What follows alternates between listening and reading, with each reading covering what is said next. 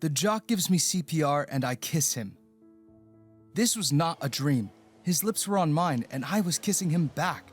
I was kissing Ron Lockwood like my life depended on it. And, in a weird way, it sort of happened. See, the kiss wasn't planned. Heck, I wasn't even fully awake yet. But there I was, lying on the hard tiles beside the school pool, and was kissing Ron Lockwood. My chest burned and my heart pounded at the contact, but none of that mattered because his lips were on mine. The taste of chlorine mixed with the warmth of his breath, and for that brief moment, the world melted away. But then, just as quickly as it had started, it was over. My eyes fluttered open and Ron pulled back. He was visibly staring at me like he couldn't believe what had just happened. And truth be told, neither could I. My brain finally clicked into gear and the realization hit me like a ton of bricks. I had just kissed Ron Lockwood in front of the entire swim team, who were having a field day with the events unfolding in front of them. Panic washed over me, hotter than the burn in my lungs, and my face went beet red. I scrambled to sit up, the cold tiles digging into my skin as I tried to process the fact that I just kissed the captain of the baseball team and my all-time crush. My thoughts were a mess. How had this happened? One moment I was sneaking into the pool to watch the swim team practice, and the next I was drowning. Now, here I was, sitting across him, water still dripping from my clothes, trying to get my brain to come up with something to say. The laughter of the swim team hit a crescendo, and I finally became painfully aware of my surroundings. How had I ended up in this mess?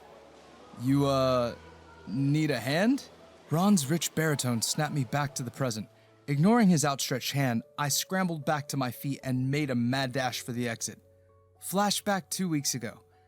It's pretty weird being a French kid stuck in an American high school for the last 2 years of my life, with being French as pretty much the only notable thing about me here. At first, everyone thinks you're cool because you're foreign, and for a while, you ride that wave. But eventually, the novelty wears off, and you're just a weird exchange student who talks funny and doesn't really fit in here. That's me in a nutshell. Eli, the odd one out. I've tried to find my place. The nerds don't want me around because I always end up scoring higher than them on the exams. And the cool kids? Yeah, right. I'm not nearly good looking or smooth enough to hang with them. The jocks? Forget about it. I'm more likely to trip over my own feet than score a touchdown or hit a home run. So I've been navigating high school like a ghost, slipping in and out of classes, trying to stay under the radar. My exchange program ends in a year, and I can't wait to get back to France, where at the very least I know how to blend in. Here, I'm just existing. That's how it was, anyway, until I met Ron Lockwood. He's the captain of the baseball team, and he's everything I'm not. Confident, athletic, popular, the kind of guy who seems to have it all figured out. I first noticed him during a game, leading his team with this effortless charisma that made everyone around him better. Even I couldn't help but admire him from afar. It was the kind of admiration you don't want to admit. I mean, based on the regular school hierarchy, I should have disliked him. I mean, it'd be completely cliche for it to be anything else, but Ron was like a homing beacon, the kind of person who made you feel like everything would be okay if you could just be around them. Sadly, I was too aware of my own shortcomings to think someone like him would ever notice me. That was until that day in English class. We were reading The Great Gatsby, and as usual, I was trying to keep my head down and just get through the lesson without drawing too much attention. But fate, or maybe just bad luck, had other plans. The teacher, Mrs. Turner, had called on me to read a passage aloud and explain it to the class. My heart sank immediately. Reading aloud was one thing, but reading aloud in English with my thick French accent was another. But I couldn't refuse, so I started reading. Halfway through, Mrs. Turner interrupted me. Eli, it's not J-O-B, it's J-Gatsby. Can you try that again? I stumbled over the word, trying to adjust my pronunciation, but she cut me off again. No, you're still saying it wrong. You're butchering the language, Eli. I can't even understand you. Maybe we should just stick to something simpler.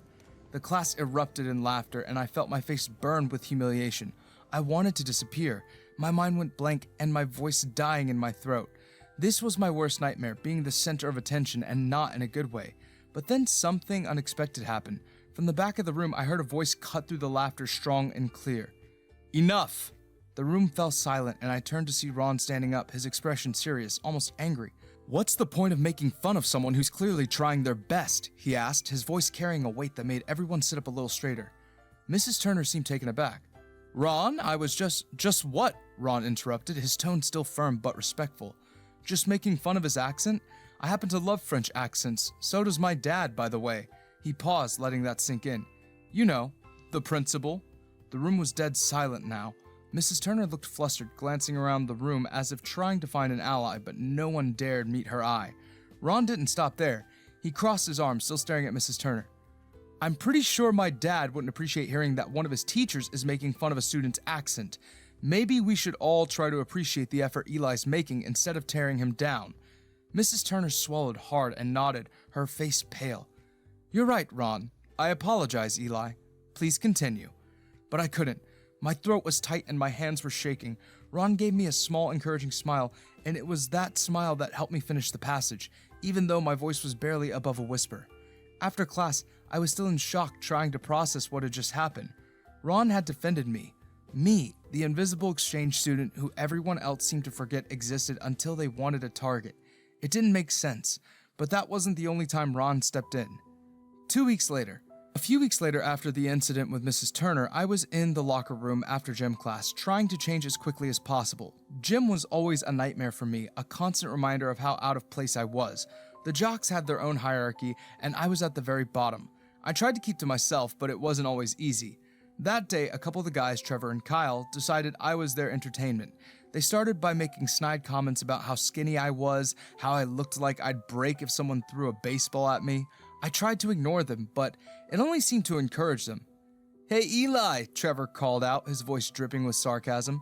Maybe you should join the cheerleading squad. You'd fit right in with all the other girls. Kyle snickered, adding, Yeah, I'm sure they'd love to hear your cute little accent. I could feel my face turning red again, my hands shaking as I fumbled with my locker. Just get out of here, I told myself, just leave. But before I could escape, Ron appeared, seemingly out of nowhere once again. He walked up to Trevor and Kyle, his expression calm but his eyes hard. What's your problem? Trevor, who was taller but nowhere near as solid as Ron, tried to play it off. We were just messing around, Ron. It's all in good fun. Ron didn't budge. Doesn't look like fun to me, he stepped closer, his voice dropping low. You know, maybe you guys should spend less time worrying about Eli and more time working on your own game. Just a thought. Trevor opened his mouth to say something, but then seemed to think better of it.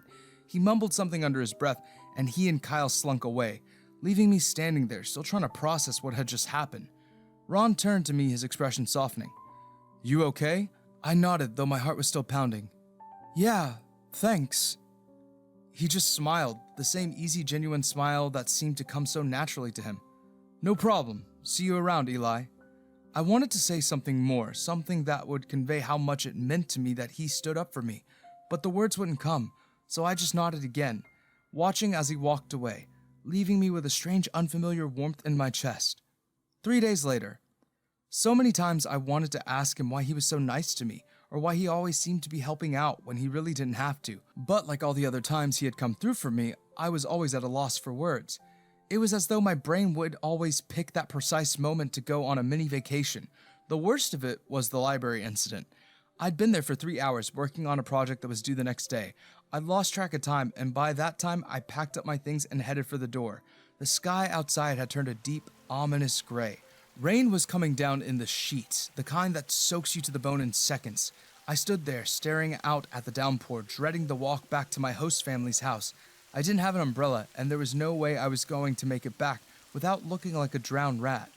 As I was about to make a run for it, I heard a voice behind me. Hey, Eli! I turned to see Ron standing there, holding out an umbrella. He was already halfway out the door, his backpack slung over his shoulder. Here, take this. You look like you need it more than I do. But I stared at him speechless. But what about you? He shrugged, that easy smile on his face. I'll be fine. It's just a little rain. I can handle it, he said, gesturing at his thick baseball jacket. I hesitated, but then I took the umbrella, mumbling a quick, thank you. Ron just waved it off like it was no big deal. Don't worry about it. Just get home safe, okay? As I watched him walk out into the rain without so much as a second thought, I realized something. Ron wasn't just nice, he was genuinely kind. He didn't have to help me, didn't have to stand up for me, but he did, and that made him different from everyone else. It made me start to wonder, why? Why did he care about someone like me? I opened my mouth to call out after him, to ask if he wanted to share the umbrella with me at least, but The words weren't forthcoming. Flashback end. These events, as inconsequential as they might seem to any third-party onlooker, they meant the world to me. They were some of the very events that led me to believe that maybe, just maybe, Ron Lockwood was in love with me, or at least secretly had a crush of some sort for me. But right now, as I continued my sprint away from the school premises in my soaked clothes, I understood that no amount of like was going to make up for this altercation. I'd embarrassed not only myself but Ron too. I had kissed him while he was just trying to save my life with CPR. It was only a matter of time before the gossip broke to the entire school and my life became even more a nightmare. I had to get back home and hide. I was done with school for the day. Heck, I was done with school, period. The next day. The weekend was supposed to be my escape. After the fiasco at the pool on Friday, I thought I could hide out in my room and let the world forget about me for a while. 2 days. That's all I had before I had to face the music again. But as it turned out, the world wasn't ready to forget me just yet. It was Saturday afternoon and I'd run out of excuses to avoid leaving the house. My host parents were starting to notice my sudden illness, so I decided to make a quick grocery run, thinking I could grab some snacks and maybe a bit of normalcy. I had no idea I was about to walk right into Ron Lockwood. I should have known something was up when I stepped onto the bus and felt a shiver run down my spine. But it wasn't until I saw him sitting in the dark back corner that my heart really dropped. There was Ron, slouched in the last seat, looking like he owned the world. And of course, right as I spotted him, he looked up and our eyes locked. Damn it! There was no turning back now. The bus was almost full and the only available seat was the one right next to him. Just my luck. With no other option, I trudged down the aisle, my feet feeling like lead. I could feel his eyes on me the whole way, and I swear the bus ride got longer with every step I took. By the time I reached the seat, my nerves were shot and the awkward silence was suffocating. I sat down trying to act casual, but I could barely keep still. I glanced over at Ron and there he was staring at me with that infuriating smirk on his lips. My face heated up immediately. "What's so funny?" I stammered, feeling like a deer caught in headlights. "You," Ron replied, his tone light and teasing.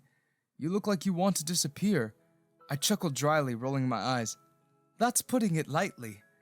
The silence settled in again, but it felt different now, less tense, more like we were waiting for something to break. I was about to say something, anything to fill the void, but then Ron's voice cut through the quiet. "Don't worry too much about what happened," he said, his voice suddenly softer. "After all, you only stole my first kiss at the pool." My heart stopped and I felt the blood drain from my face. "What? I didn't mean to. I'm so sorry." But Ron cut me off with a burst of laughter, nudging me playfully with his shoulder. "Relax, Eli, I'm kidding." I blinked, my brain struggling to catch up. Then the relief hit me, and I let out a shaky laugh, my heart still pounding in my chest. Ron's laugh was infectious, and for a moment, it felt like everything was okay. Like maybe this wasn't the end of the world after all. The bus came to a sudden halt, and Ron stood up stretching as if he didn't have a care in the world. "This is my stop," he said, slinging a bag over his shoulder.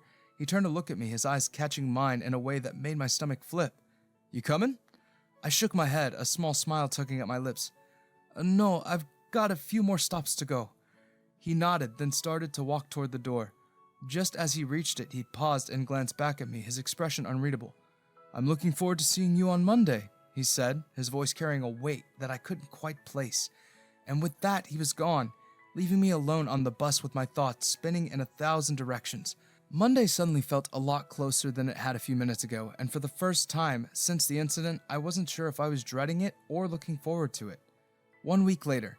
Despite Ron's special brand of cheering up, I still couldn't bring myself to go to school because by Sunday morning, the news had hit the gossip mill about our kiss, and once again, I was painted the clown in the altercation. To make matters worse, a weird number had been calling me incessantly. I guess it was one of the trolls trying to get me to say something on the record, so I just blocked it and any other unsaved number that tried to reach me. Days passed and I was still holed up in my room at my host family's house, staring at the ceiling, trying to erase the memory of the pool disaster. I doubled down on my fake sickness, convincing my host parents I still wasn't feeling well. They didn't press too hard. Maybe they chalked it up to homesickness or a bug going around. But I knew the truth. I was hiding. The thought of walking into school facing those glances, those mocking grins, made my stomach churn. Where would I even begin? All I wanted was to disappear, to go back to France, where I could blend into the background and forget any of this ever happened. My thoughts were interrupted by the creak of my bedroom door. I didn't bother looking up, I already knew who it was. Richie, my host's son, sauntered in without knocking, tossing a few textbooks onto my bed. "Assignments on pages 14, 22, and 31, he muttered before turning to leave as if this were just another day. I sighed watching him go. Richie couldn't stand me. He probably thought I was here to steal his parents' attention from him. We never really spoke or conversed outside the mandatory hellos and highs, but still, he brought me my homework every day without fail. It was weird, this unspoken agreement between us. Maybe he felt sorry for me? Or maybe he just wanted me to hurry up and graduate so I can get out of here and things could go back to normal for his family. Clearing the books from my bed, I picked up my phone and stared at the screen. There was only one person who would understand, who would listen without judgment, and who could pull me out of this mess. My mom. Maybe it was time I returned to France. I really couldn't see myself returning to school here. It'd take nothing short of a miracle and then some. So, I steeled myself and made the big decision. I dialed her. After a few rings, her voice came through, warm and comforting, and for the first time in days, I felt a tiny bit of relief. "Eli, is everything okay?" she asked, concern lacing her words. I swallowed hard, trying to keep my voice steady. "Mom, I think I need to come home." 2 days later. 2 days later, the deed was done. My suitcase lay open on the bed, half packed with the few belongings I had accumulated during my time here. Each item I placed inside felt like a farewell, a small piece of this life that I was preparing to leave behind. I knew what I had to do next. Talk to Leonard and Sienna, my host parents. They had been so kind to me, treating me like one of their own from the moment I arrived. Leonard with his gentle humor, always trying to make me feel at home, and Sienna with her warm motherly presence, who would bring me tea when I stayed up late studying.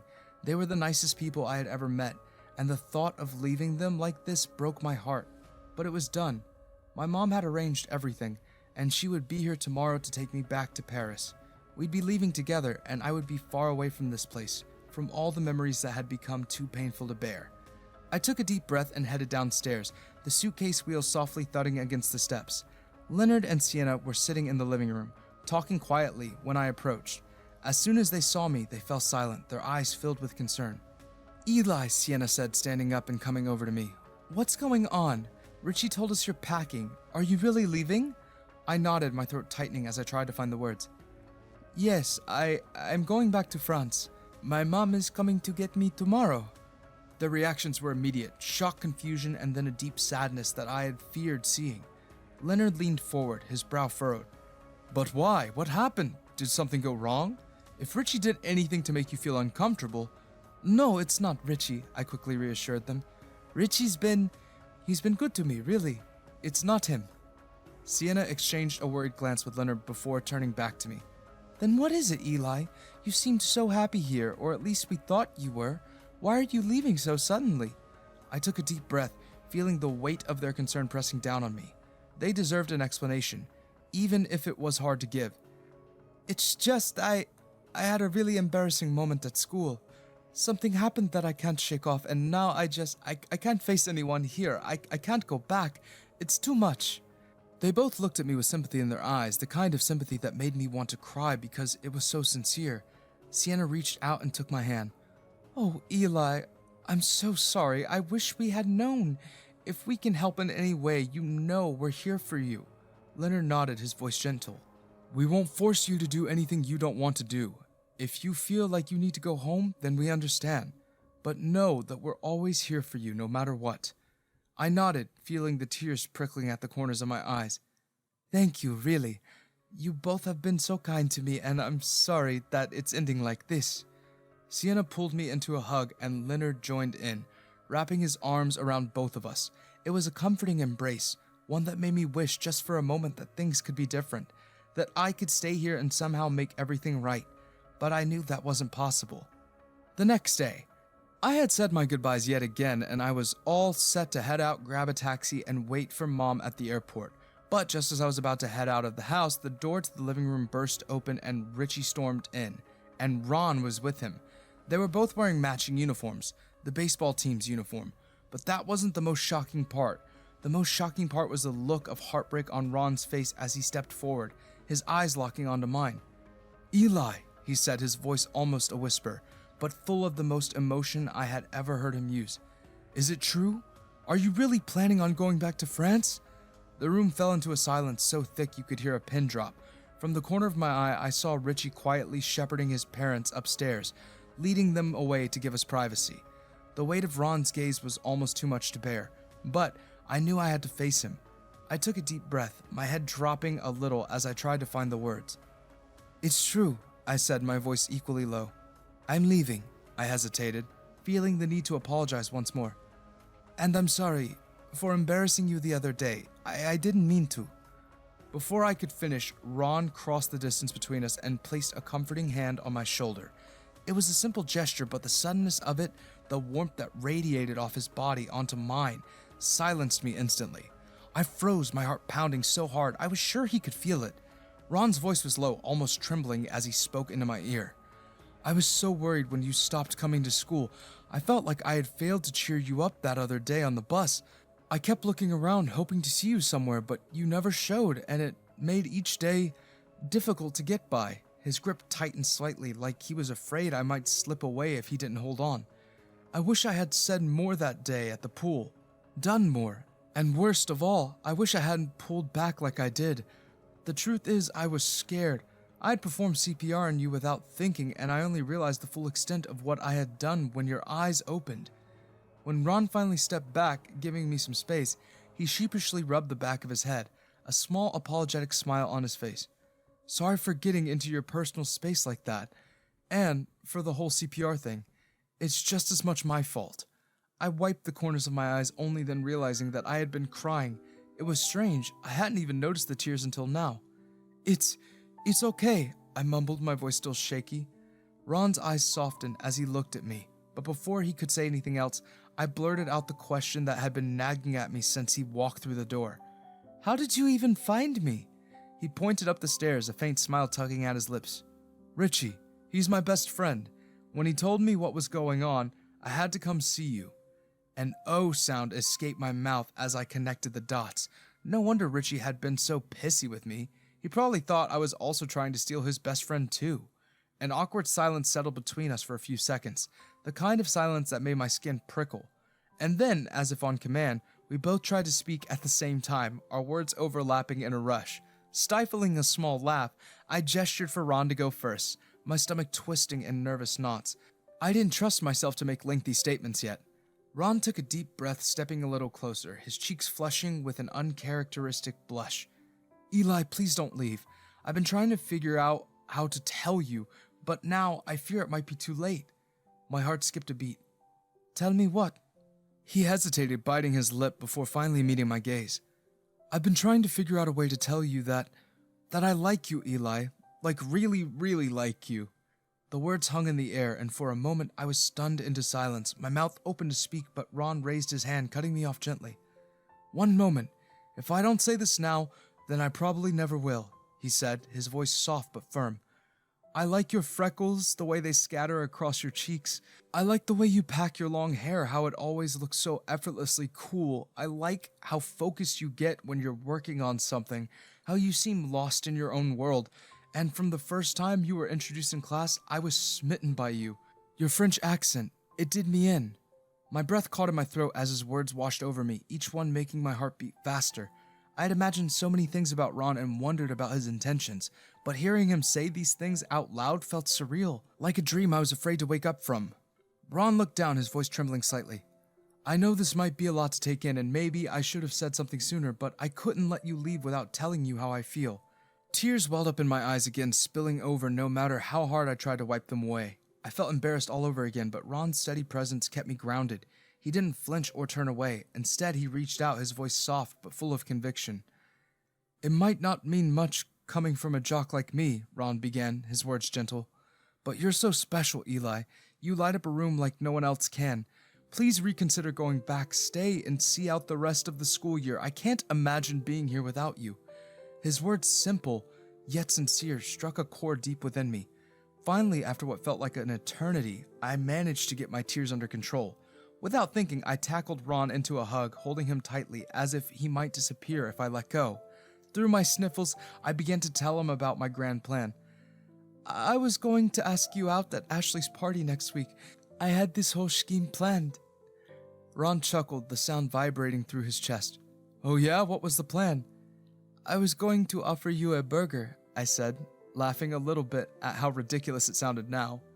And then, while you were distracted by how good it was, I'd ask you out. Ron grinned, a small blush coloring his cheeks. That's practically foolproof. I love burgers and French accents. The warmth in his voice sent a fresh wave of heat to my face, and for a moment everything felt perfect. But then reality came crashing down. The memory of school, of the embarrassment I felt, loomed large in my mind. I pulled back slightly, my voice wavering as I admitted, I don't think I can face school, Ron. Not after everything. Ron gently cupped my cheek, his thumb brushing away the last of my tears. You don't have to face it alone. We'll do it together. And besides, I don't think the school will be focusing on the pool incident for long. I frowned, confused. Why not? He grinned, a mischievous glint in his eyes. Because they'll be too busy gossiping about our new relationship status. My eyes widened as the realization hit me, my heart stuttering in my chest. What do you mean? Ron cleared his throat, and despite the serious look on his face, I could see the nervousness behind his eyes. He took a step back, straightened his posture, and then, with a formality that made me want to laugh and cry at the same time, he asked, Eli DuPont, will you get burgers with me? From today until the day we graduate. The smile that spread across my face felt like it could split my cheeks in two. Without hesitation, I threw my arms around him again, burying my face in his shoulder as I answered, Yes, 1,000 times yes. And then, as though on cue, we both leaned in and kissed. It was everything I had imagined it would be. Soft, sweet, and filled with all the emotions we had kept bottled up for so long. It was nothing like the kiss in the pool, which had been a bit startling. This felt more peaceful and natural. When we finally pulled apart, breathless and grinning like idiots, I whispered, I'll go call my mom. Ron nodded, his smile mirroring mine. I'll be here when you get back. Despite making the phone call to my mom to tell her that I had changed my mind about coming back to France, she still came to the United States the same day. She needed to see for herself that I was okay. It turned out to be a blessing. I hadn't realized just how much I had missed her. She ended up staying an entire week, during which she met my host parents and even joined Ron and me on a date. It was perfect, having her around, like a piece of home I didn't know I was missing. Back at school, our relationship, mine and Ron's, came as a shock to everyone. But as Ron had predicted, the pool incident was never spoken of again. It was almost as if it had been airbrushed from history, a distant memory overshadowed by something much more significant. Ron and I only grew closer as the days passed, falling for each other in a way that felt effortless and right. By the time the school year came to a close, it was clear that what we had was something special, something worth holding on to. We promised each other that we'd see it through no matter what, and for the first time in a long while, I felt like I truly belonged. The end. Have you ever had a moment so embarrassing you didn't think you'd ever be able to face your friends and family? Thanks for watching. Consider subscribing to become part of our Rainbow Force, and stay wholesome.